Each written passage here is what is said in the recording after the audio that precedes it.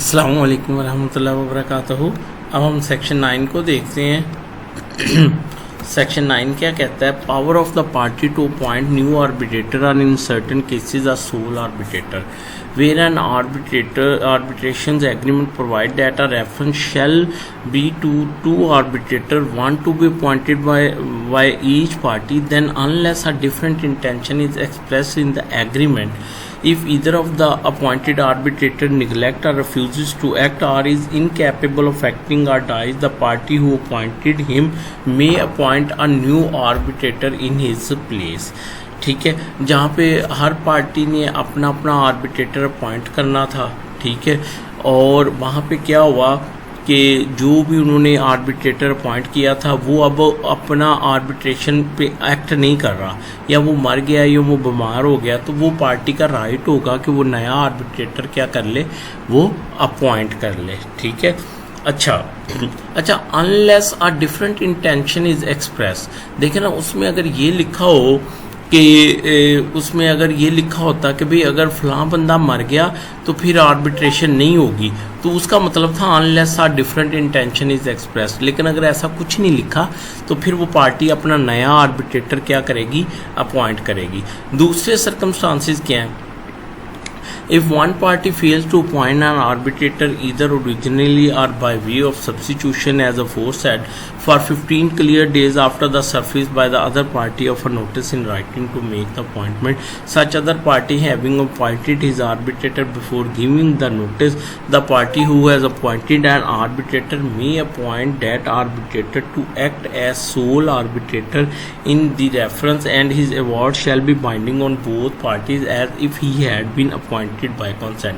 अब यहाँ पे जहाँ पे पार्टी ने अपना आर्बिट्रेटर अपॉइंट कर दिया, दूसरी पार्टी कर नहीं रही और उसको 15 दिन का क्लियर नोटिस भी दिया गया, इसके बावजूद वो नहीं कर रही, तो वो पार्टी अपना आर्बिट्रेटर अपॉइंट करेगी और वो सोल आर्बिट्रेटर जो डिसीजन देगा वो दूसरी पार्टी के ऊपर क्या हो जाएगा, बाइंडिंग हो जाएगा। Provided that the court may set aside any appointment as sole arbitrator made under clause B, and either on sufficient cause being shown allow further time to be defaulting party to appoint an arbitrator or pass such other order as it think fit। अब अगर एक soul arbitrator appoint हो गया और दूसरी party court में पहुंच गई है, तो अब कोर्ट अगर चाहे तो अपने डिस्क्रिशन में वो अपॉइंटमेंट सेट असाइड करके उस डिफॉल्टिंग पार्टी को टाइम दे सकती है कि तुम अपना आर्बिट्रेटर जो है उसको क्या करो, उसको अपॉइंट कर लो। एक्सप्लेनेशन है the fact that an arbitrator or umpire after request by either party to enter and on proceed with reference does not within 1 month comply with the request may constitute a neglect or refusal to act within meaning of section 8। जहाँ पे arbitrator या empire को ये कहा गया है कि भाई आप रेफरेंस के ऊपर अमल करो, तो वो 1 माह तक अगर अमल नहीं करते तो उस सूरत में वो रिफ्यूज़ल समझी जाएगी या उनकी तरफ से नेग्लिजेंस जो है वो समझी जाएगी। तो ये था सेक्शन 9।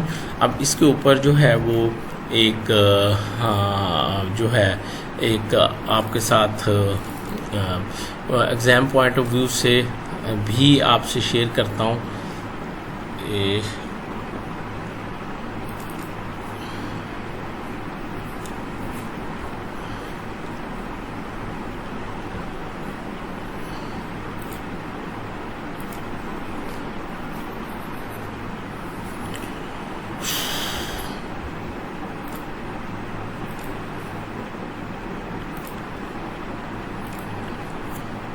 ये जी देखिए, पेपर में क्वेश्चन आ सकता है। Circumstances where a court may appoint new where a party may appoint a new or sole arbitrator। ठीक है, तो इसमें जो है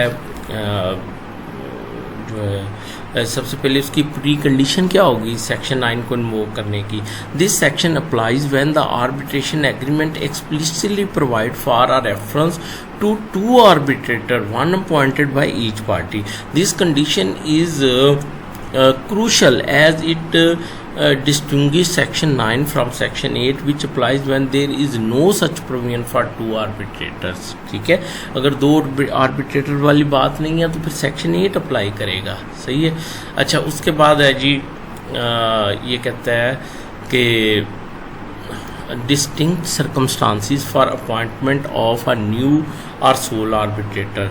ठीक है, तो सबसे पहली जो उसके सर्कमस्टांसिस हमने ए बी सी में पढ़े हैं वो ये है निगलेक्ट, रिफ्यूज़ल, इनकैपेसिटी और death of the appointed arbitrator. If an appointed arbitrator neglect, ये मैंने इजी अल्फाज में लिखा है, अगर आप ये भी आपसे असाइनमेंट शेयर कर देते हैं व्हाट्सएप के ऊपर, तो इसको अगर आप पढ़ लेंगे तो आपको याद करने की ज़रूरत नहीं पड़ेगी।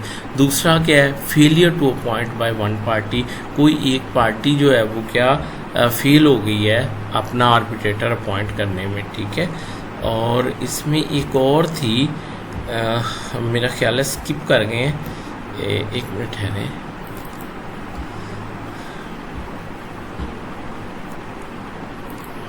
ये मैडम सैरिश अस्मा ने लिखी है, एक minute. Distinct circumstances for appointment of a new और सोल आर्बिट्रेटर, ए नेगलेक्ट, और बी क्या था,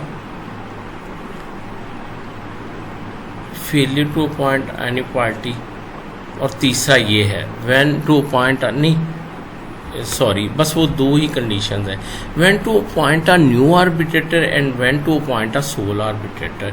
न्यू आर्बिट्रेटर कब अपॉइंट होगा, appointed when an existing arbitrator is unable to fulfil their duties due to neglect, refusal और incapacity, तो फिर नया आर्बिट्रेटर अपॉइंट हो जाएगा।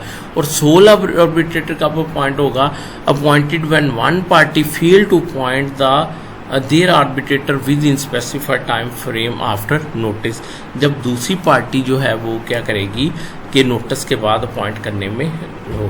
Pre requisite for appoint of sole arbitrator, a written notice must be served to the defaulting party requesting them to appoint their arbitrator. If they fail to do so within 15 days, the other party can appoint their arbitrator as the sole arbitrator. Court power to undo appointment of sole arbitrator, ये हमने पढ़ लिया है। So hope you got my point. तो मुझे अपनी दुआ में याद रखिएगा। Thank you so much. अल्लाह हाफिज़।